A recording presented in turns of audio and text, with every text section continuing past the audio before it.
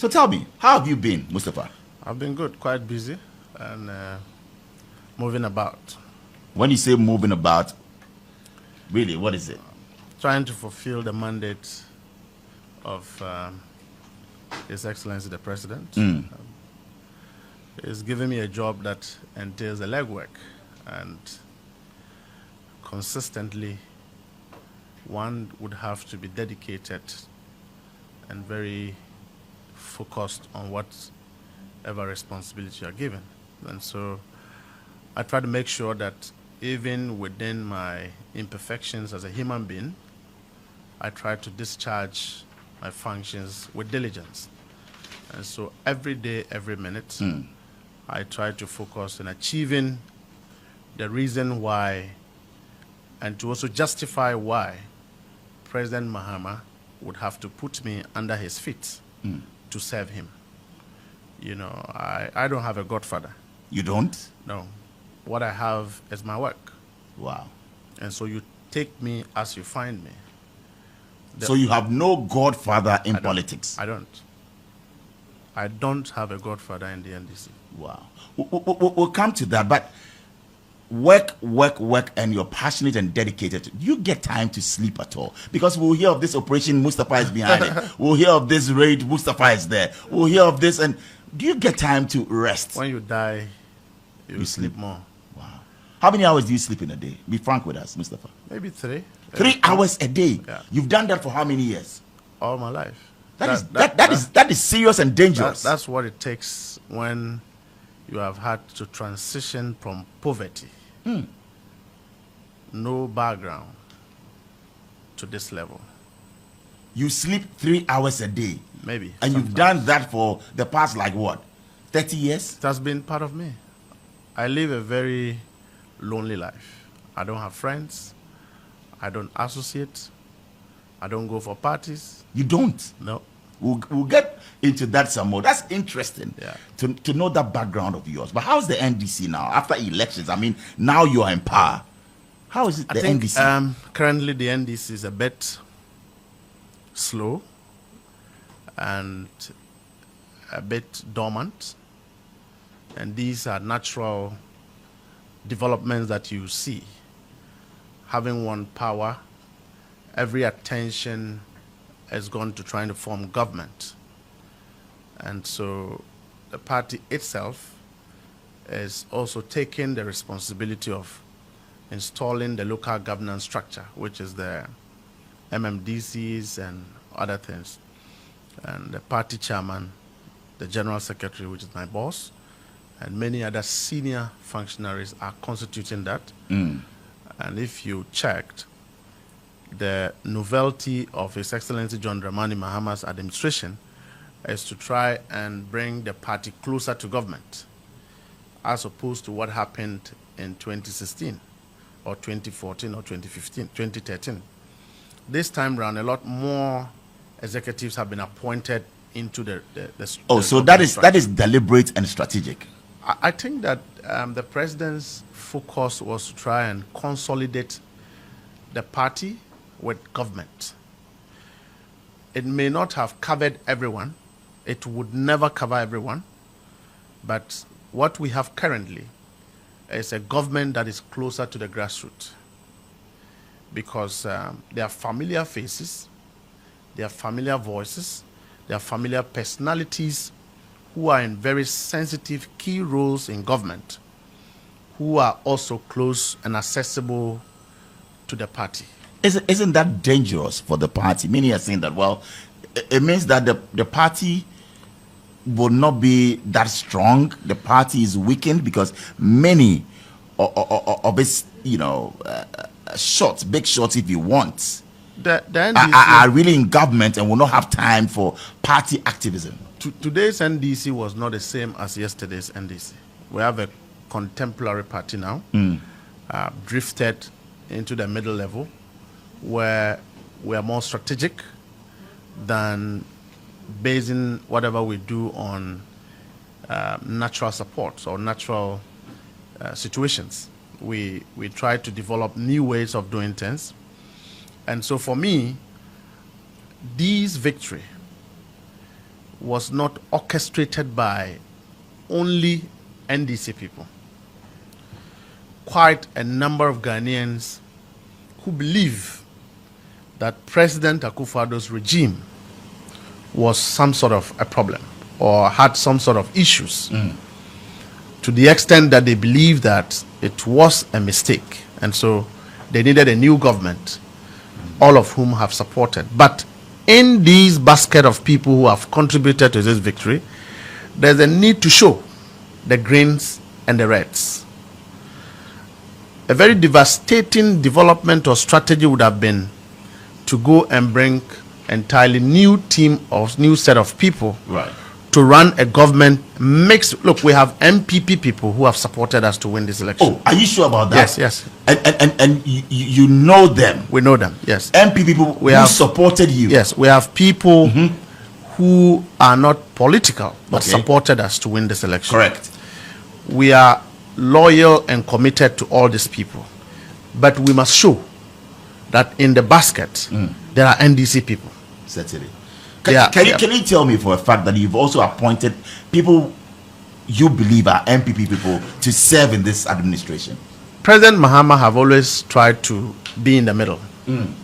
Okay. I know that's why when I see my brothers making noise, I feel sad. When you say your brothers, the NPP, okay, they should thank President Mahama. Why?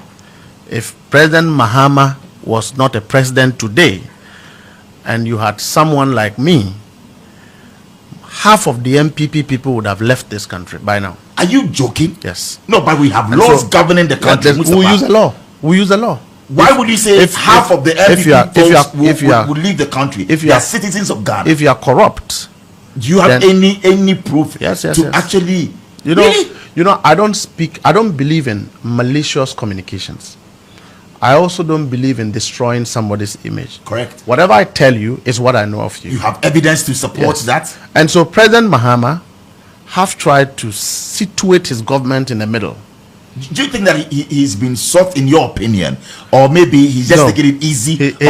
He's not been soft. Okay. He just believed in prioritization. He believed that, yes, where we are, the country is destroyed halfway. We can be dealing with ourselves, but who takes care of the steer in terms of driving the nation forward?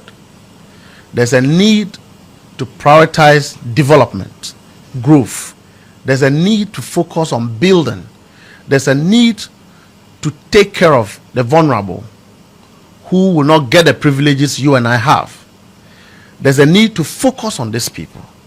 So whereas we want to deal with people who have done wrongs, let us also focus on building the foundation. Which is the right way to go. Which is the right way to go. As opposed to what you would have done, jailing half of the people who are in government. That is what my style any day will be. That is too strong. No, I don't believe that if you take what belongs to the poor, you should walk free. I don't believe that.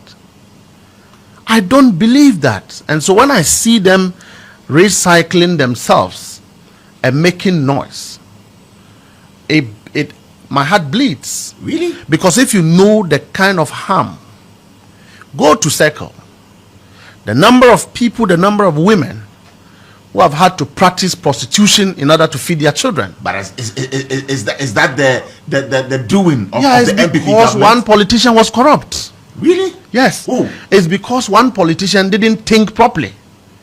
As to doing what? It's because one politician takes taxpayers' money and use same for himself. And that is why the women are on the streets. That is why we have poverty. Because we are living today. No, Mustapha, let's we are experiencing. Yes, let's go into it. Why are you saying that because of the NPP people are engaging in prostitution? Not because of NPP. I'm just saying leadership. Leadership, yes. I'm saying that go to Circle. People are engaging, but it's been there. It's been there. Yes. It has to stop at some point. Okay? That's why people pay tax. People want to see improvement in their lives. Don't we have prostitutes? Ghana cannot be a society for the rich. Ghana would have to be a society that takes care of the rich and the poor.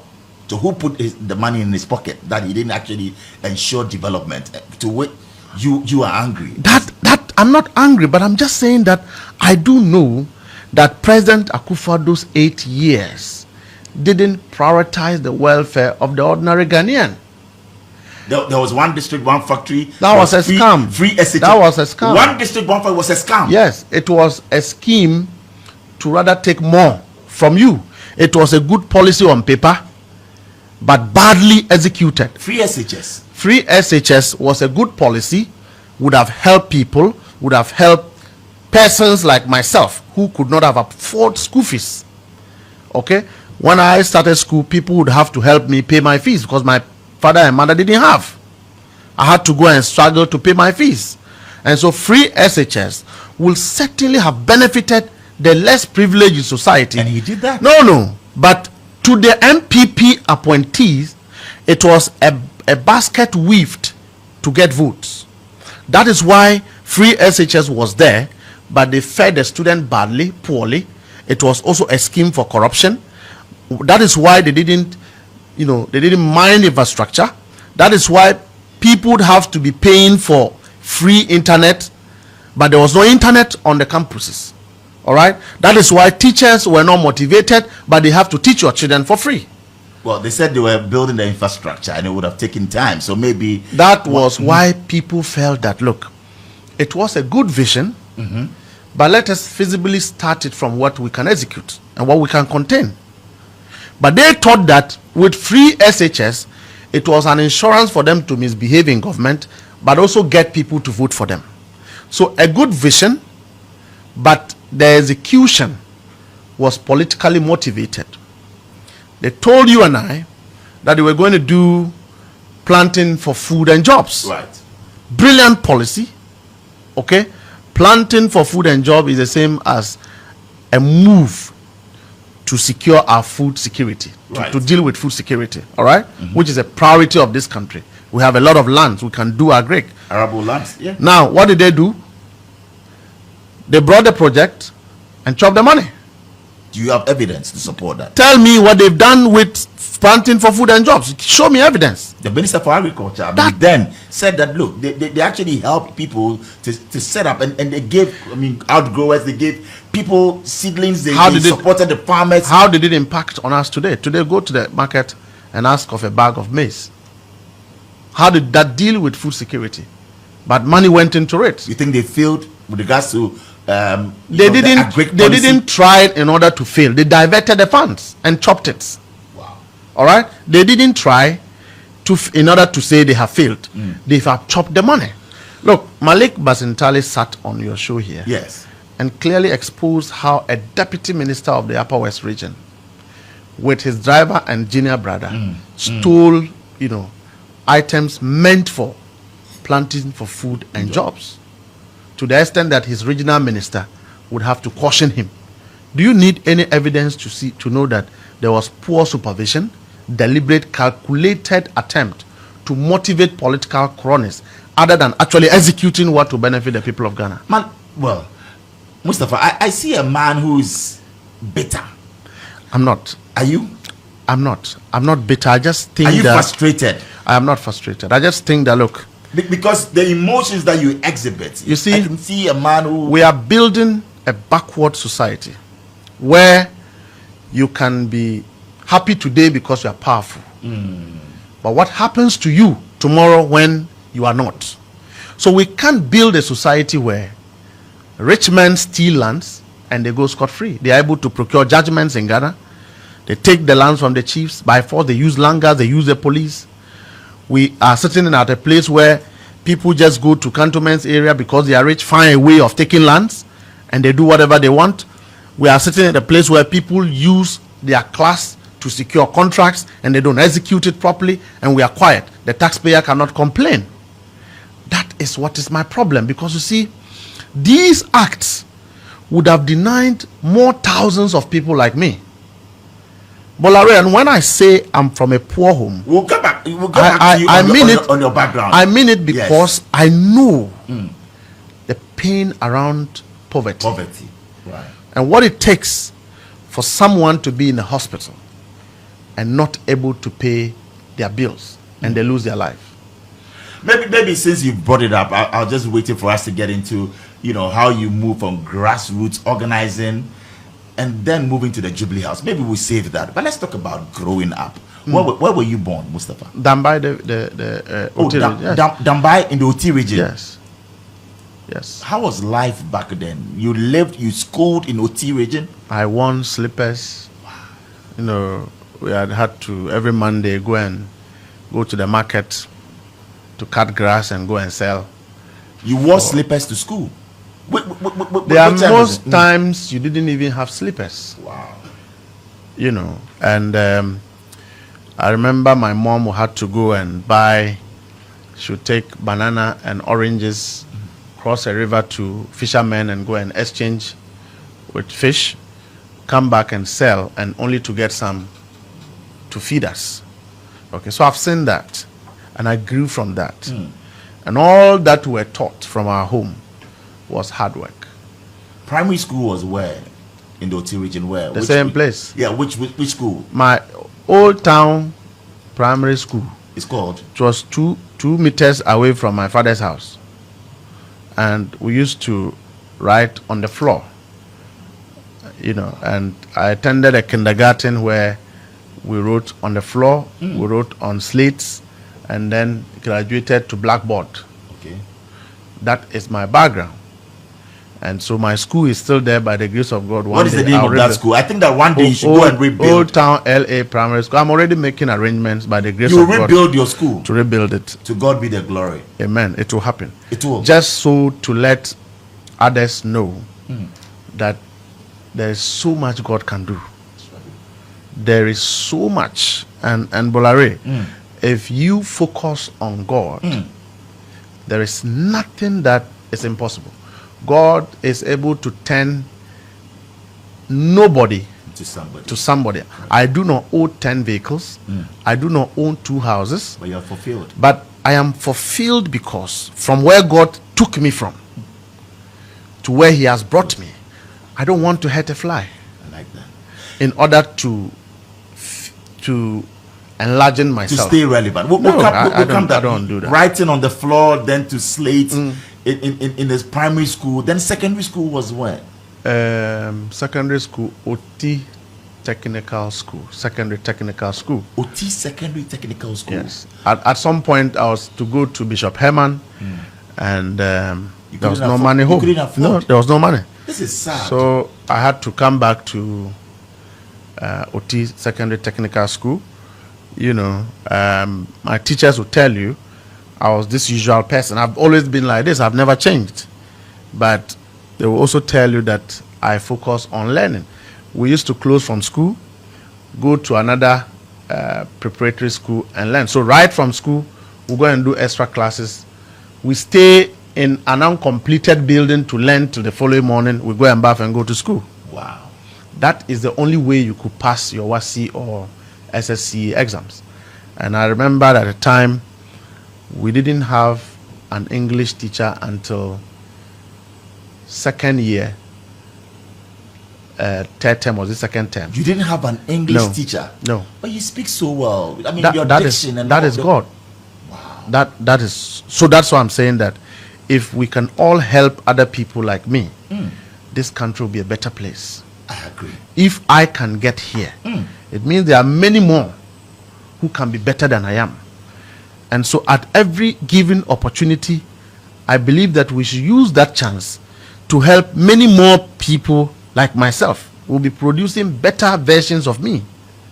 Because I don't actually fit to sit in front of you. I've never thought that a day will come. Today you are here. I will sit here. I remember when I was contesting elections as the Deputy General Secretary, all the NDC big men wrote me off. They did? Yes, they did. They didn't believe that No. Mustapha Gbande will win? No, they Why? didn't believe it. They didn't believe it. Because they thought you were that boy from... I didn't deserve it. Wow. Because I was underestimated. You see, nobody can see what you are made of until an opportunity is given. And I owe these things to my immediate boss, Honorable Fír3s, and then my chairman, Johnson Asedu. When I won the election, they gave me the platform to show to the nation what I'm capable of doing. And I did so. If they had not offered me the opportunity, I would have been sitting at the headquarters and you wouldn't know what I'm capable of doing. So if I'm here today, to the extent that I'm recognized by the president, who is the leader of our party, to serve under him, it is only because my boss gave me that opportunity. And I owe that to him, and that's to leadership. One needed just an opportunity to show what we all have, which nobody sees. And so I'm just saying that there are many more people out there. Your parents may have been poor. Your parents may have nothing. But if you believe in yourself and you believe in God, you can be better than I am. And so every single person at this point in time, the nation Ghana is in crisis. Crises that are inevitable because we have developed to a certain stage and prioritize development of individuals other than all of us. And so at this point, whether you are rich or poor, we should make conscious effort to do what is right. To just say that enough. Let me treat my country well. You know, I've watched you on television, on social media, listened to you on radio, and I must say tonight that you've really blown me away. Oh, the level of wisdom, intellect, this humility, and you say it as it is without fear or favor. God bless you, Mustapha. I think that we need more of your kind. Well, Larry, there are two things in life. Either you live or you die. I have never seen a reason why I should be afraid of a human being. You're not afraid to die? I have never prayed against death. Really? I have never prayed to be rich. Every prayer of mine is the fortification, one, to always be on the side of God. And so when I do inventory of everything I have done today, I should come to the conclusion that I have not offended God. People say you are a dangerous human being. You go after people, seizing their cars. You go after them, raiding their homes. So you mentioned Mustapha Gbande, and people are like, wow, that guy is something else. Are you dangerous? I don't think I am. I just despise injustice. Injustice is so painful. If you had had to lose everything you ever owed in life, not because you were wrong, but because of some form of injustice, then consciously your effort will be to fight what have hurt you so that it does not extend to another person. And so I hate to see people being cheated. If it has to take my life to fight for someone that is being cheated, I will do so. You will do so? And I don't have to take money for it. Do you have emotions towards people? I have learned not to be emotional. I've learned to be professional. Because when you are emotional, you make mistakes. But when you are professional, it embodies all the principles that one is required to process in order to arrive at a certain decision. When you are emotional, you make mistakes and you become weak. But when you are professional with people, you don't take them for granted. And you are alert as to when they take you for granted. Because many people like to take others for granted. So you are not? I'm not too emotional. You're emotional, but you're not too Even emotional. when you die, I try to process why you die. You do? To check whether you were reckless or you were not. Whether you could have prevented it. Look, so you sit in a car with a driver and you sleep without checking the discipline, the composure of the driver. He will kill you and he will say sorry. You understand? It's because you are being emotional. But I would want to make sure my driver is fit enough. You are disciplined enough. You are composed enough to drive. Minus that, you don't need anything. Wow. So let's get into this. And you are saying you are not emotional. I don't also have enemies. You don't have enemies, No. or you don't know of them. I don't know them. I don't have the enemies. Why do you hate me? Because the NPP, many of them have come out to say, we've seen you've gone after people getting their cars. They know that I'm not their enemy. They know they are wrong. Why do you go for their cars? Why do you raid their homes? And by the way, you've returned some of the cars, have you? Who did you do that? You went to North Promise House, did you? Yes, because why did you go? I wasn't there. Yes. I had traveled, and some of the boys had gone to Lord Kome's house. That is the former director of operations Yes. at Jubilee House, under whose office I serve currently. I intervened. Oh, okay. You know why? Why? I use this phrase that warlords don't fight warlords.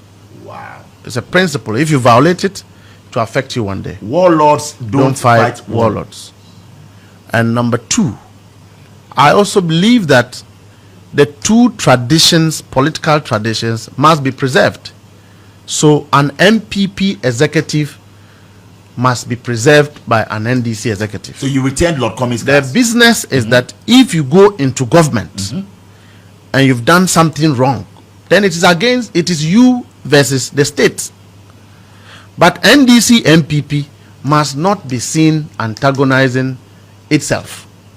That is my belief. I believe that Lord Kome is a well-respected personality within the NPP operations. It doesn't matter how you see him.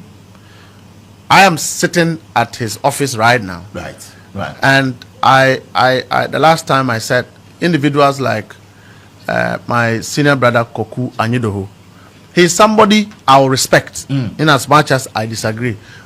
You don't want to antagonize your predecessor, your successor, somebody who have left a position for you to come and be there. Right. You don't want to do that. And so Samia Uku is a party person. All right. Right. And our boys have gone to seize. Oh, they went to see Samia Uku's cars. A vehicle which is a party car. It's not a vehicle he brought from NLA. A party vehicle. So tomorrow, if the NPP comes to power, should they seize NDC party vehicles? No. So you asked them to return it? To return it. Because most of these party vehicles, you will not even have papers to it because the donors may not give you the papers.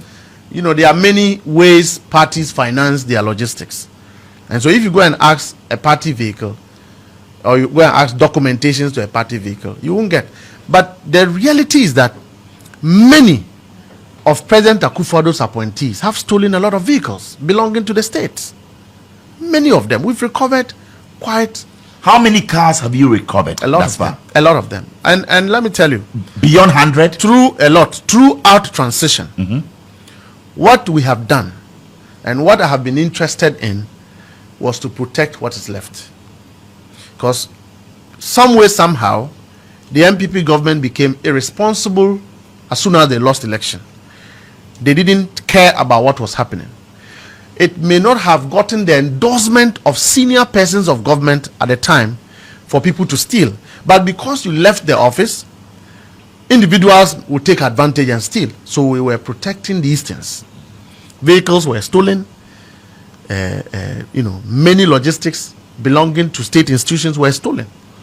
We have impounded, arrested quite a number of them, and ensured that even public servants who were still the skeletal government transition, individuals that were there, they were stealing. Wow. Signing checks, doing that, taking quite huge sums of money. Were you able to stop that? We were able to stop that. There were several of the CEOs I had to call and say, I'm aware you are trying to do this, don't do it. You did it? I did that, yes. I did that. And it's because I'm a street boy. And I'm not afraid to associate and to dine with the street, because that's where I come from. You are not? No, why? I don't work with a bodyguard. Have you seen a bodyguard with me before? No. I don't have a bodyguard because I'm a street boy. If you go to the street and you ask somebody to kill me, you're asking my brothers to come and kill me. They'll tell me. So they know you? Of course. Are you married? Yes. I have kids. Do you live with your family? No. Why? That is what I chose to do. So you are married, but your wife is somewhere. They have your children. I want to be responsible to my world, and my children will have. So your allegiance is to your party, to your government. What about your family? It's service. It's service. Yes. So you are married, but you don't live my with your children are very happy kids, and they are very proud of me. But I do not want. You see, I also believe that political practitioners and their risk should not transcend into their children. So under no circumstance will anybody harass President Akufo-Addo's children. But if we have to go after President Akufo-Addo, we will go full scale. The day I have an order from the president, you will do that. We will go full scale, all out. This is your former president. I'm just saying that he must be responsible. And I'm saying that if the NPP any day comes to power and they have a record that I have done something wrong with the opportunity given to me, I should go through the same fate. And that no individual and their kids should suffer the risk of their parents. So President John Mahama's children must not suffer because their father is a president, or President John Mahama's wife should suffer because his husband is a president. It shouldn't be so. We can deal with ourselves, because I am the Deputy General Secretary of the NDC. I am the one playing a certain key role for my party and for my government. My kids were not there. Your kids were not there. So that we don't build a society of hatred where it is our children going after themselves because you did this to my father and I'm doing that to your father. Are you also not denying your family that life, your kids, your children, that fatherly, role that you should play? At least I would have been a hopeless person. But today I can pay their fees.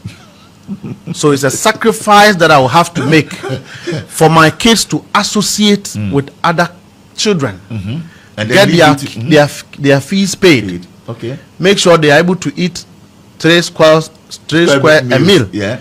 Sleep in at least an air condition. Okay. As opposed to you growing up didn't get that. Couldn't get here. Okay. So if today a car picks my kids to school, it's a privilege. It's a privilege. And so it's a sacrifice. I can't be a teacher. You see, so they must understand that their dad will have to serve. And out of the service, get what I can use to feed them. Because, God forbid, Bulare, I don't want any day for my kids to be told that, hey, your father stole the state money. Your father was a thief. Your father took what belongs to another person. I will never do that to feed my kids. You want to serve and serve right. I want to serve as much as I am an imperfect human being with my weaknesses, but consciously and deliberately do what is right. Mustapha, take us back to when you received the first call that you have been appointed by the president. How was the feeling? Did you get the hint earlier before the announcement? I didn't expect it, but I expected that because of the key roles we played. And again, this is because of the trust that leadership gave myself. If you realize, I've worked closely with my senior brother Yamin, and we did everything together. And so one would have expected that you'll be given some recognition. But to me, I just wanted President Mahama to be a president. I felt that he needed that help to become a president in order to achieve his dream. We gave him that support without going back to him to ask permission for it. And we've served him without utmost loyalty. And for me, that, I think, I'm clear in my mind that I've served him, I've paid my dues, I was done. The most important thing is that a corrupt regime have been removed. There was no way that President Akufo-Addo and anything close to him should remain in governance. It was a treacherous government, an arranged gang of people who will do nothing at getting what they want. But that's too harsh, and we want to dissociate it, because let me tell you, a month to election. And we don't. They've tried every means, spiritual means, every means possible to get us. They didn't get us. They tried to use NIB, to use GRA to frustrate me. Oh, you? I told the NIB boss, and I don't know where he is. I told him that he should tell President Akufo-Addo that where I was sitting, nothing will stop us from grounding his government. You did that? I told him. A month to and I election. Told him that. Is that Asumeni? He should pray. He should pray. No, not Asumeni. Okay. Yes. I told him he should pray that we don't meet again on a bad note. Because the NPP killed me whilst I was alive. A poor young man, under their regime, they've had my houses demolished. The NPP had your house demolished? Yes, and that Pause. When was this? It happened in 2020. I had an issue with a private individual. This is news. Yes, a private individual who said that where I was building belonged to him. And this is the man I have engaged whilst I engaged my landlords. And they were in court. So I told him that you had an option to add me to the case in order to restrain me from building my house, or we could have an agreement. I'm willing to pay you whatever sum just so I'm not part of your litigation. He became my friend. I built my house. I lived there. He comes there. We speak. One day I constructed a road for everyone to use. He said, why did I construct the road? I didn't have the right to do that. Then I said, when you are coming to my house, park your car and fly. If you didn't want, he says, I'm a thief. Now by Mbasua, he will demolish my houses. And true to it, under President Akufo-Addo, he got support of government. Your house was demolished. One morning, no action of a court was served on me. No information was given to me. I left my home at 6 a.m.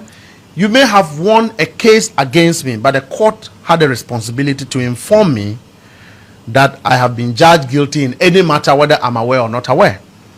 I left home. They demolished my houses without leaving me a pin, without a shirt. And I had to go through all these. And I had nobody in Accra. Bolare, I don't have a godfather. You don't? I don't. Nobody in the NDC will tell you that I'm his godson. No. But in the NPP, because you live with Yoni Kolendi, is that right? I didn't live with him. He mentored my life. Oh, Yoni Kolendi of... He privilegedly helped my life. Oh. And he is a man that I atone my loyalty to as long as I live on earth. Wow. He's a man... He's at the Supreme Court now. Yes. He's a man... He's not, yeah, he's Yoni a man... Kolendi. He's a man that I learned his principles. Right. And what he is. It doesn't matter how you feel about him. Justice Yoni Kolendi. This is the man who supported... He gave my life a light that I needed. He didn't give me money. He has never given me a peswa. But he's the man who said to me as it is. How did you meet him? I think I was working for Oyome then. And then in court, I saw him carrying books. So I helped him. And that was it. In fact, I had also attended Menka Premo, their training institute, for free, because I saw a woman carry a bag, Mrs. Bedema, Hillary, and I supported her, and she brought me to that institute and trained me for free. My life has been providence, service, service, service. That is why, for me, service is very important to me. How would you rate President Mahama's, government's performance in delivering on his promises to Ghanaians? President Mahama is a good person. Naturally, he's a relationship person. So working with him is very complex. You will never know what he thinks about and what he will do in the next minute. But I can bet you that he is a man of compassion. Our nation needed a leader who first and foremost have the consciousness of compassion. He's God-fearing, at least I know that. I know that President Mahama would do right by all persons. Even if he's wrong, he will take responsibility for it. So I know my president means well. Number two, he would have wished to see that the nation is doing very well. It is not for him to grow his family relatives and steal state money for them. That's not President Mahama. Rate his performance was the question. Rate his performance. You can't rate a government that is 3 months. That's what I'm saying. Is he delivering on these promises to Yes, Ghanaians? the foundation. From what he said. The foundation is very solid. The foundation is that, even in under President Mills, it took us about 6 months to sack NPP appointees. Recall. So averagely 8 months before we set up government. Under President Mahama, number one, even though we're in court, you remember, it took us about a year to set up government. President Akufo-Addo, number one, it took us about 8 months to set up government. President Akufo-Addo, number two, there was no reshuffle, so he just moved in. President Mahama, number two, within 2 months or 3 months, he's been able to set at least 8 months, 80% or 70% of the government. The only lap that is left now is for us to do the boards and then begin to fix the grassroots, open employments to Ghanaians, and we are good to go. So I think that on that premise, he's on the right track. He's on the right track. Number two, he has also demonstrated that he won't shield crime and he won't shield anybody who is found to be involved in anything wrong against the state. Okay? When Reverend Tim Fordjo's issue came up, the first thing he did was to call out state agencies to investigate. Don't forget that in most of these state agencies or investigative bodies are believed to be, elements of President Akufo-Addo's regime still in charge, even if not the apex, but beneath are all. But he says, go ahead and investigate this matter. Let me know what has happened. A similar issue occurred under President Akufo-Addo, where 2 aircraft are still parked at the Air Force base. Did you hear about it? He concealed it. Nobody got to know about it. So you have a leader who is transparent and a leader who concealed crime. So there are 2 clear differences. President Mahama says that, look, I'm going to cut down my government. And he does so. Party people are angry with him. But he says, I take responsibility because we promised the nation. And he did that. President Mahama says we have to cut budget. So as we speak today, the finance minister have not even released a password to any state agency.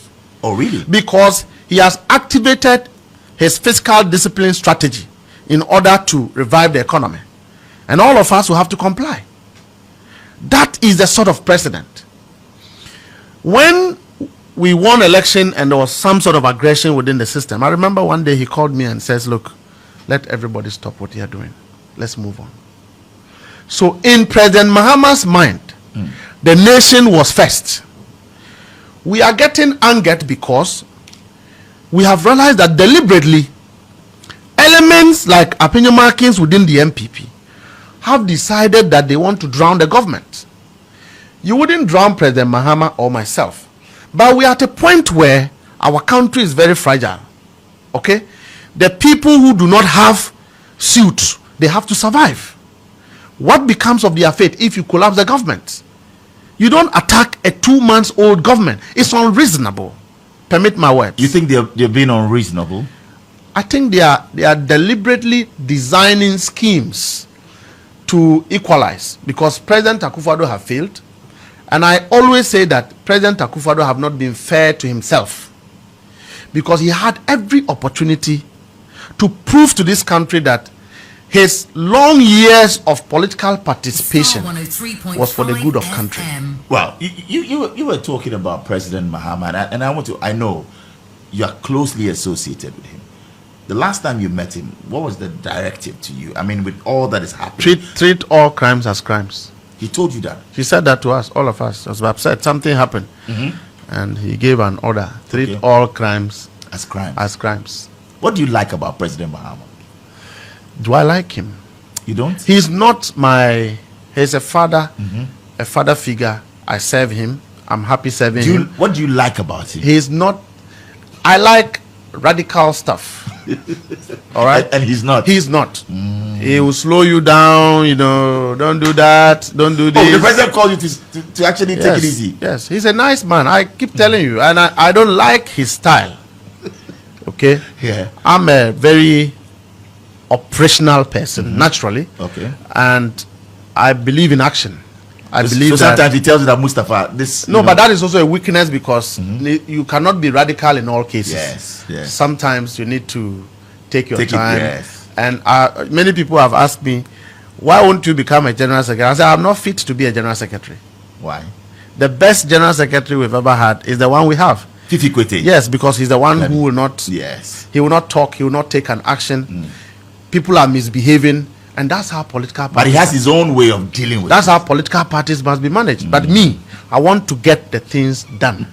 Which is why I'm a deputy in charge of operation, because I would have to necessarily get you to do the right thing. That's my job. Operational. President Mahama is calm, he's collected, You know, you wouldn't know what is in his mind. And that's what you need of a leader. I think that's what I'm talking about.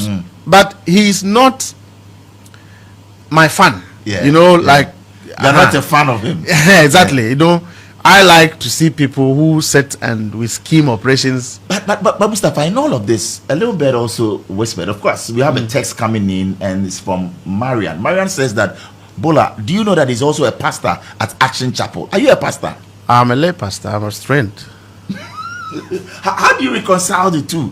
With what you do and all of that, you're also a lay pastor at Action. You know, when Duncan Williams, Archbishop. He is the one who led me to Christ. Archbishop Duncan Williams. Yes. Ooh. And when I leave here, the first thing I do is to take stock of everything I have done. Just so I'm sure that in the process of doing my work, I have not done anything malicious, covetous, against humanity. That I have pursued a cause of justice and redemption of human being. That I have applied myself to the cross by sacrificing for others. And once I'm clean with that, I go to sleep. Wow. Okay. When we won election, all I wanted to do was to go back into ministry. You wanted to go back and preach? Yeah, because there are many people out there who needs God. They think they are Christians, but they don't know God. Many people want to prosper, but they don't want to go through pain. They don't want to go through process. By the grace of God, I have gone through a process of life. When I became a Christian, transitioning from Islam to Christianity, and I didn't transition because Islam was bad. No, Islam was one of the best relationships, the best religions you can belong to, the best sect that you can fellowship with. At least Muslims are not greedy, but I've seen quite an amount of greed and sycophancy among Christians. But I also do know that I'm on this path because God wanted me to do something, and God wanted to use me for something else.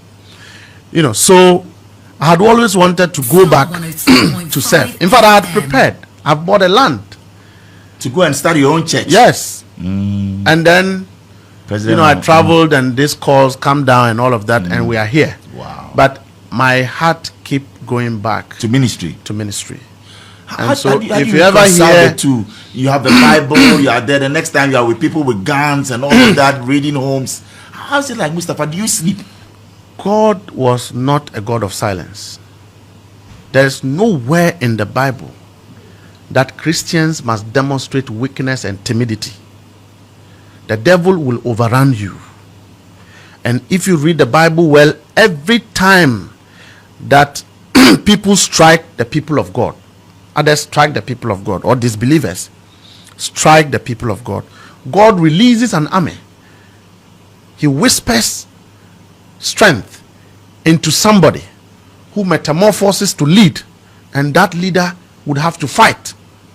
And where there is throne, where there's leadership, there's also bloodshed. All right. So if it takes that somebody will have to die to save multitude, so be it. You don't have any regrets at all doing that. It's a cause of justice. It's a cause of justice. Are you saying that if somebody wants to kill President Mahama because I'm a Christian, I should wait and then he's killed? You take that bullet for President without blinks. Without blinks. And so why is this issue of he's aggressive, he's not a Christian. I'm a very religious character to myself and to my children. If you ask my children, they will tell you our father is a pastor. Wow. My children don't go to the hospital. They don't go to the hospital. They don't fall sick. They've never been to the hospital. They go once a while for minor. Yeah. When any child of mine is sick, you pray. The first thing I do is to pray and anoint my child. And that is it. And that is it. No major surgery. I have had farm chicken where they die, and I go to the farm and I pray. And I know that my chicken gets saved. Really? Yes. Hey. Yes. I'll take you to my poultry farm one day. Where? Japan. Wow. You pray and the chicken I can that tell is you. Dead. I can tell you that. No, not dead. Okay. No. But that's sick. I know that my farm is at the verge of collapse because there is flu. Oh. And I go and I pray for my animals. whatever you believe and you commit it into the hands of God, you will see manifestation. So you don't visit the hospital? I don't remember the last time I've been. Wow. I don't. No malaria? If I go to hospital, I'm going to check to see whether I'm eating well. Okay. Whether, but not that you are sick, you have... No. I don't have anything. I don't have anything. And that's not exceptional. That is only divine kindness and providence. Grace. I don't take that for granted. But I am this child who have dined with the devil. I know how the devil looks like. My parents were not Christians. They were not Muslims. They were traditionalists, Basarists, you know. Oh, so you've been doing all this? I've done all of. So when I see people take me to juju, I laugh. You laugh? Because, what are you going to do? What will happen? You had all this Bansiris. I've done all of that before. I've been a Muslim for over 25 years. The chief imam is my father. Wow. I go to him frequently. And you've been in shrines? Everything. Wow. I've done everything. Because life was really tough. Wow. And I've been a fighter from day one. I've fought for every single thing I've had. Wow. Wow. Nobody has given me anything for free. Nothing handed over to you? No. On a silver platter? No. You can ask NDC leadership if anybody have ever given me anything for free. I like the way you speak your mind, because that's who you are. God have found a way to bring helpers to my life. Okay.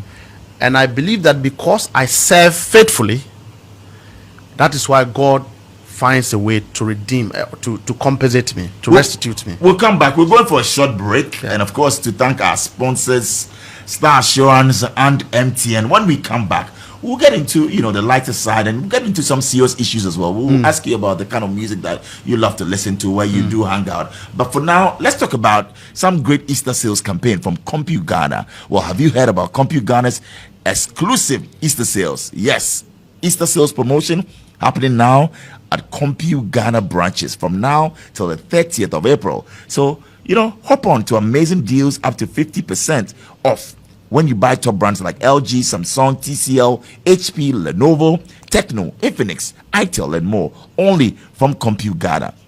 And the best part is that you stand a chance to win big. Yes, we're giving away an 85-inch smart TV only from Compu Ghana. iPhones, laptops, juicers, and more. Walk into any Compu Ghana branch and shop for these products. Yes, it's only at Compu Ghana. And we are 40 years. So yes, 40 reasons to smile. It's only from Star Assurance. With us, it's something great for you. It's the 40 Reasons to Smile promotion. From now to the end of the year, you could actually be one of our many lucky winners to walk away with a whopping cash prize of 10,000 Ghana cedis in quarterly draws, and also a grand prize trip to enjoy your luxury. Yes, the luxury of Dubai. It's Star Assurance at 40, and we're giving you 40 reasons to smile. Just call us on 0302 751-333 to buy or renew your existing motor insurance. Be a lucky winner today. Star Assurance, your solid partner. Well, we're going for a break. When we come back, there's a lot right here on Star Chat. My name is Bolare, and Mustapha Gbande, also known as Foyo, the Deputy General Secretary of the NDC and Deputy Director of Operations at the Presidency, is our guest here on Star Chat. Star FM, a solution to a stressful lifestyle. Hey, why the big smile this evening? I just realized all the Momo transactions I did today had zero charges. The money I sent to you for the market, no charges. The money I sent to Ajua in school, no charges. Even paying my 10 libras, no charges. Every single payment I made, no charges. See, that's why downloading my Momo app was a great move. Every weekend, transactions on the app comes with zero charges. Send money, make payments, all for free. Don't miss out. Download my Momo app today and enjoy zero charges on all your Momo transactions every weekend. Just Momo it. Terms and conditions apply. MTN. What's going on today? Where Dilo Tobiana? You don't hear about the Star Assurance 40 Reasons to Smile promo. Star Assurance is 40 years. And to celebrate this milestone, they are rewarding clients who buy or renew their existing motor insurance policy with amazing amazing prizes. Every quarter this year, lucky winners stand the chance to win cash prizes of 10,000 Ghana cedis each, and the grand prize, an exclusive all-expense paid trip to enjoy the luxury of Dubai. Hey, so you mean if someone insures their saloon car, 4x4, trotro, motorbike, or any other vehicle, they stand a chance to be a winner? Exactly so. To participate, simply buy or renew your existing motor insurance policy with Star Assurance within the draw period, and you are in. Akusia, thank you so much for sharing this with me. I'm driving to the nearest Star Assurance office now. A driver for Mumrenyo. Call 030-2751-333 to talk to us, or visit any Star Assurance branch to buy or renew your motor insurance policy. Terms and conditions apply. This promo is in conjunction with NLA on the Caritas Lottery platform. Are you ready for CompuGhana's Easter promotion? Yes, exclusive Easter sales is happening now in all CompuGhana branches. From now till 30th April, up to amazing deals up to 50% off when you buy from brands like LG, Samsung, TCL, HP, Lenovo, Tecno, Infinix, Itel, and many more. The biggest part is you stand a chance to win big. Yes, you can win an 85-inch smart TV, iPhones, laptops, and so much more. Walk into any CompuGhana branch and shop for your favorite products. Enter into the draw by simply texting your invoice number to the special short code, and voila, you're automatically in the draw. Raffle draw is on May 2nd, and you could be the lucky winner. Don't let this incredible opportunity slip away. Shop online at www.compughana.com or visit any of our showrooms now. Call 030-275-2020 or WhatsApp 024-314-3143. This promo is in partnership with the National Lottery Authority on the Caritas Lottery platform. Terms and conditions apply. 103.5 Star Right, so welcome back. You're on Star Chat, and my name is Bolore. Mustapha Gbande, welcome back. Thank you very much. Right, so Mustapha, we received loads of messages, and we'll go to them shortly. But before that, you claimed that the NPP bugged the Jubilee House. I recall that, so that they can spy on President Mahama. How true is that, and has that been resolved? Was it really true that he bugged in the cameras? For security reasons, and also because I work there now. Okay. I would like to leave that for the security agencies. Who was the place bugged in the first place? Of course. It was? You retrieved cameras? I'm saying that I would like to leave that for now. But you see, the anger outside there, the rage outside there, is of the firm belief that the previous government have dealt with this country unkindly. Now, I also do understand the expectation, the heightened level of expectations. Jail them, arrest them. A 3-month-old government fundamentally should be incapable of doing that if you want to succeed. Because if you arrest someone and take the person to the police station now, and you still have NPP elements to have to investigate, they don't believe in your vision, they will compromise the investigations and it will go nowhere. So President Mahama will prosecute. Do you see him as somebody who forgives somebody who have done a wrong? The man said treat crime as crime. He instructed you to do that. Not just me. He says crime should be treated as crime. It doesn't matter who is involved. So if he can say this to his own people, then you, the one who have done Ajapadia, you should know that you are in trouble. Are you giving us a scoop here?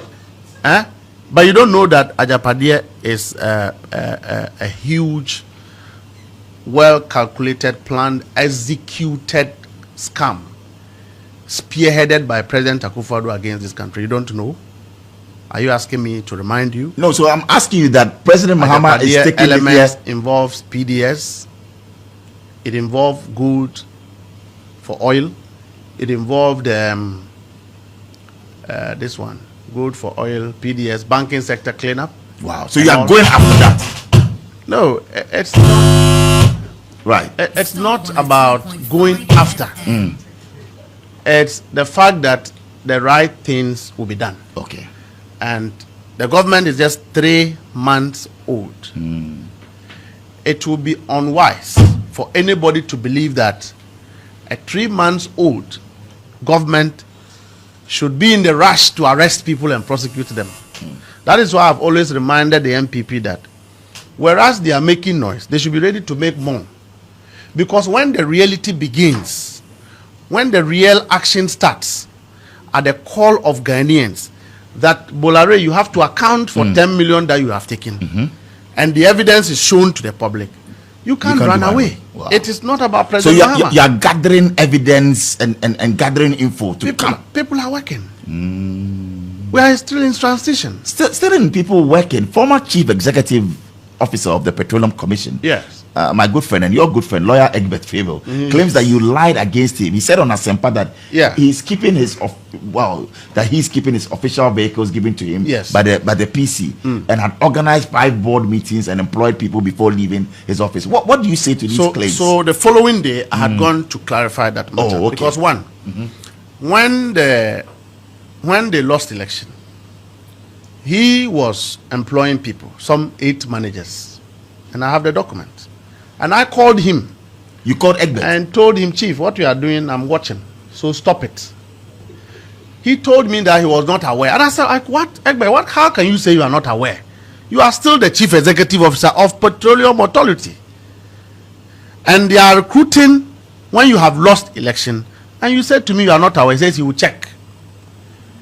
At the same time, Egbert was organizing series of board meetings, about 5 within the period, only to help board members make money and also exit to be able to execute their post-election stuff. And I called him. So when all this was done, I remember that my intelligence was that he had parked one of his official vehicles around his residence. He has some residence on the, I don't want, for security reasons. Yes, please, let's leave that out. Yeah. By which time, at the time I was granting the interview, that vehicle had been returned. Oh, okay. So what intelligence I had was muted because he had returned the vehicle. And I didn't know. Okay.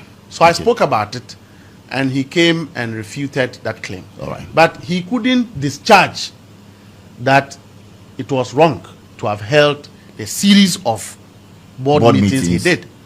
He had not disclaimed that there was no recruitment post-election. All right. And what we didn't even talk about was his frequency of travels.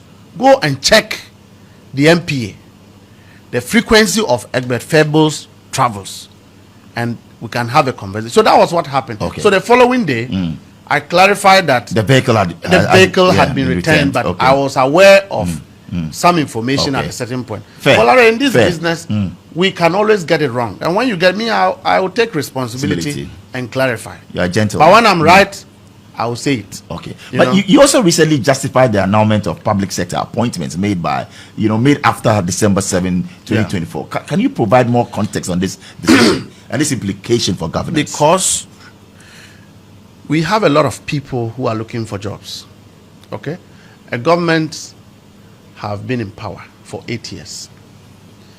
Their party people work to bring them to power. They had the opportunity to recruit people. They didn't do that. Their party became destabilized as a result of their failure to even help their base. Then right after losing election, you go on recruitment spree. Recruit a lot of people at the expense of the ordinary Ghanaians who are equally looking for a job. Who is going to work to pay those people? There was a need to sack all of them so that we open a competitive recruitment, procedure. So you stand by that? But they are Ghanaians. The next CEO who fails to sack post-election, you deal with the... You will sack yourself. Really? Yes. Why would you do that? But are they not Ghanaians, Mustapha? No, you see, but the people who are looking for jobs, they are Togolese. They are also Ghanaians. It's a bad practice. You want it to be competitive, fair. It should not be done by the NDC. It should not be done by the NPP. You can create jobs for the boys. You can also conveniently employ your party people when you were in power. You've been in power for 8 years. You didn't do all this. You had financial clearance. You didn't employ the people. only to lose election and now find a reason to recruit. Don't forget that they went to World Bank, and World Bank had restricted the frequency of public sector recruitment, right? Because you have won, you are no longer bound by World Bank conditionalities. You've lost, yes. So now you can recruit, so that the new government takes the responsibility of violating World Bank conditionalities. Is how best we should treat a country. We have some messages, and then we'll come back to the lighter side as well. But this is from Achu Kobe. Yeah. Achu says Mustapha Gbande is an inspiration. His honesty and telling truth to people without fear or favor. Bola, this guy will one day be president of Ghana. He's a role model for every young politician, and we look up to him. We're listening to your show, and kudos to you. Well, thank you. And this one is from Marvin. It says a leader who believes in the grassroots and is dedicated his time to call and encourage younger ones is worth a leader. He must be studied. Wow. Okay. So thank you. And Haji Musto says Mustapha is making more sense today. I love the conversation. Sometimes it's so abrasive. Thanks so much for bringing the other side of Mustapha. Today, he's gotten the time to explain himself. Interested. Habibu Manuga Osman says Gbande Nabin Yusuf. Okay, well, kudos. And we like what you're doing. And all right. So Haji, thank you very much. And we move on. So with all the things that is happening, I got a call as well, and the message just came through. The NDC's 24-hour economy policy. It was a major campaign promise. Yeah. What progress has been made towards that? What can you tell us? What news do you have for us? You see, I've said it before. The government of President Mahama have actually not taken off. You are taxing. No, it's not even taxing. Okay, what are you doing? We are in a formative period of the government. Okay. And I have said on countless number of times that, look, if you do what is impossible, you will get the results that is not possible. You are 3 months old in government. Ministers are still reviewing all of the things that they have come to meet. CEOs do not have boards, let alone approve anything they are doing. And we are talking about 24-hour economy. Who is going to be implementing that? Okay? It's the same as recruitment for even our grassroots people. I have gotten an appointment conveniently, even though my job is service. I don't have a budget, but I have to serve the president. There are other comrades who believe that they should be given what they are due. And that is so right. Is it possible that the president will give everyone an appointment? No, it's not possible. Well, the possibility is that a minister will have to create an opportunity for other comrades. Right. A CEO will have to create an opportunity for other comrades. And if I have my way, I will sack all politically exposed persons and put NDC people there. You will? Yes. Look, I'm a true party person. I'm not halfway. All right? So therefore, in the midst of all of these reviews, the CEO who will employ and add some few NDC people, he doesn't have a board. Okay. So you're saying that it's just a matter of time? It's just a matter of time. Okay. And another semantic area is illegal mining. Right. Okay. Galamsey. Yes, which is a very important security matter. Are you dealing with it as a we party are going and a government to ruthlessly deal with Galamsey. And let me tell you, Galamsey, not two ways about it, is, we have various actors in it. NDC people are involved. NPP people are involved. Pastors are involved. Lawyers are involved. Galamsey. Journalists are involved. It's a multifaceted industry which has given birth to people have used Galamsey money to go to law school. People have used Galamsey money to win parliamentary seats. No, this is it. If you know the industry, you know what it is. And so, you need a calculated government wielding strategy detached from the political influence to be able to deal with it irrespective of who is involved. And here we come. The NPP people have done mining for 8 years. Don't forget President Akufo-Addo's regime issued over 2,000 mining lists, as opposed to about 102 issued under President Mahama. As for small scale and what cannot be accounted for, the same president is the one who also issued licenses for people to mine in the forest reserve. We have not done reclamation. The damage is still there. The same NPP people are still mining. They are in the forest there. Most of them are in the bush there. And so then, if you know that, what so are you doing? We have won, and party people too. Some of them will join. Look, let's be real. We cannot dance around the fire. Do we expect President Mahama within the last 3 months to begin to fight Galamsey? It will be firefighting. All right. So we have to get to a place where all the police, look, if you go to the mining communities, all the police officers there have incentivized Galamsey because they are all they are in bed with the Galamseyers. That's serious. Yes, I'm saying it. So first, the Minister of Interior have ordered that change all the police commanders from the mining area so that new people will go. At least familiarity will not, which is supposed to be breeding contempt, would have been out. We have new people who will implement a new strategy. Number two, can we get to a point where we have special courts? All right? If you are arrested from a Galamsey pit, straight to Accra, taken to a court to convict you. I like the sound of or that. Yes. Giving you ultimatum to go and reclaim the land you have damaged, would have been working. Number three, we should go out there and investigate every single Galamsey pit. The communities know the people. When you are going to mine, you first of all have to go to Minerals Commission. They'll do cadastral plan. Then they give you a mining list, whether small scale or large scale. For small scale, there's a requirement that you prepare some documents to EPA detailing how you are going to mine, the procedure, and how you wash, how you dispose. So we have the records. We can go after these people. Yes. Okay. So we all know that you are bound by law to undertake responsible mining. Okay. So Fair. if you undertake irresponsible mining, we should investigate and arrest. At that point, it doesn't know NDC. It doesn't know MP. So the demand and the pressure that, Galamsey is becoming, the same as it used to be. Okay. Yes, it's true. The reality is that when you are capturing videos of Galamsey destruction, you wouldn't separate what has happened in the last 8 years under President Akufo-Addo and the ones that are happening in the last 3 months. You capture everything. What you see is an increment in the destruction. All right. So we need time. President Mahama just changed the IGP. The military hierarchy has just been changed. We expect that will trickle down to the grassroots. And when that is done, government can now kick in the deliberate measure to fight Galamsey. Then all of us can be having a conversation. I've heard people question, why did we amend the LI? There was an LI that allowed free for all, go and mine. You have been given licenses. Chinese were given the opportunity to go and do these things. All right? And there's an LI that says that I'm restricting 90% access from the forest reserves.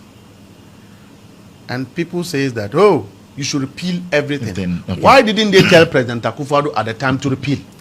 Well, so at least you are saying that there are some measures that have been put in place. And very soon we're going to see. I'm telling you that when it starts, NPP and the same people, Kenashigbe and Co, they shouldn't cry foul. There's a petition. Have you seen that? There's a petition by, Kenashigbe's, Galamsey. I'm just saying that Galamsey is not fought on the media. Okay. Galamsey fight is not a press conference thing. It is a deliberate face-to-face action. When you go to the forest there, people are armed and they are there. There's a possibility of that people who are even in the forest are terrorists. And so it's a face-to-face warfare. And the NDC will deal with this. And President Mahama will deal with this. It's not longer the NDC. We have a government. That's right. And the government led by His Excellency John Dramani Mahama. We just need time to, for the government to take off properly. All right. Well, so moving on to some messages, and Abena in Boshe sent in this one as well. And he says that, she says that his thoughts on governance is one to clap for. And of course, his pulse of the party is the future for the youth as well. You seem to have a huge fan base among the youth, with people sending in messages across Ghana. I have some also from Kumasi that I'll be reading, but somebody wants to know, and it's a fear in Kumasi. And She says, politics aside, what is he passionate about? Well, so the first one, the grassroots, yes, because they made me. No big man in NDC. But that's still politics. So Yes. politics aside, Politics. what are you passionate about, Mustapha? Are Religion. you do everything politics? Why? Religion. Religion. Yeah, and security. That's a sort, yeah. So if it's not politics, it's religion. Religion, yes. You're either preaching at church or security. Yes. Reading homes That's and all conducting that's intelligence. all I like to do. I don't watch football. I don't watch TV. I don't watch nothing. You don't watch TV? No. Charlie, What am I watching? your life will be a boring one. Oh. Are you happy? No, when you have to serve big men. That's right. And, you know, I told you something before. Diligence is a spiritual principle. Even if I have to go and serve President Akufo-Addo tomorrow, forget every opinion I have about him. You will. I will serve him diligently. Wow. And I don't believe that he should reward me. I'm not serving President Mahama believing that he has to reward me. My God will reward me. I love your dedication and really your loyalty, because to a fault, you will just defend it because you know that it is right and you're serving somebody in service. What is right and what is wrong is wrong. When you are from my background and you don't know, even you cannot account for how you got to places. Right. It's for first humility, and second loyalty, because that is your security, and third is dedication. I love that. And once you have that, there can be witchcraft attacks. You can once your mind is fortified to do right, you are good to go. All right then. So, do you know any musician in Ghana? You don't listen to music. You don't party. You don't watch television. I listen to music. Oh, you listen to music, Yes. Dad? Okay, so tell me. My car is full of gospel. Oh, and gospel. worship. Oh, right. When I sit in my car, you know, anytime, I like to worship. So what do you have in your car as a playlist? What do you have? Maybe you can play a song for you. Sinach is one of my Sinach. favorite, my favorite worships. She did Waymaker and all Yes. of that. I know who I am. And Nothing is impossible. Yeah, that's my favorite. Wow. My favorite song, you know, from Sinach. Wow. It resonates with my background. Isn't it?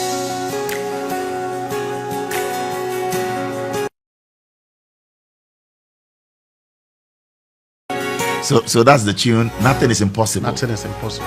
And that is true. If God can make me, He can make others. Wow. It doesn't matter what situation you are faced. It doesn't matter where your background is. If God has His eyes on you, you will be out. If you could take 1 year sabbatical from politics, what would you do? Preaching. Preaching. Any day you hear that I've resigned from this government, I'm going to ministry straight. Nothing else. One thing that people always get wrong about you is what? They like to predict me. Okay. Yeah. And they like people share their opinions and they say everything. But the question is, who are you? I know myself. The fact that this person says that, another person says that, and the third person says that, and it's not consistent, means that I am me and I know myself. All right. Well, we have this one from Ameibo. Ameibo says that with Galamsey, his government said they would deport foreigners and jail citizens. How would this curb the menace? Well, you're not going to jail them, but you jail citizens. But when you jail people, once you arrest somebody, it's an expenditure on the state. If you jail the person, it's an expenditure on the state. If you've come from your country with the sole purpose of being irresponsible in our country, when you are caught, it doesn't matter your investment, you should be taken out. And banned and banned from coming. I think we must take ruthless steps in trying to safeguard our country. Okay, and these things, we have evidence to suggest that when Ghanaians are engaged in illegal mining, the aggregate of destruction is not as huge as foreigners, particularly Chinese, who bring machines and it's backed by on a high scale, to come and undertake these kind of operations. In the past, they have often used either invisible forces or soldiers to protect forest reserves for Chinese to mine. That is what the NPP did. And I'm saying this because I know it. I've been in the field. That is what they did. And so one of the best announcement the Interior Minister made is to say that foreigners will be deported. Yes, and citizens will be jailed. Also said that if you are a Ghanaian, you should be taken straight to a court and given an ultimatum to go and repair the damage you have caused. If you don't do it, you are jailed. Right. And when we do that, by the time we jail some 1,000 people, 1,000, we will set up right. It's now time for our mystery question. Mustapha Gbande, please, here's your bowl. Can you pick the questions and read them out? And let's hear what we have in there. Okay. So your first mystery question will be... And it says, which of the past ministers from the Akufo-Addo administrations was your best performing minister? Correct.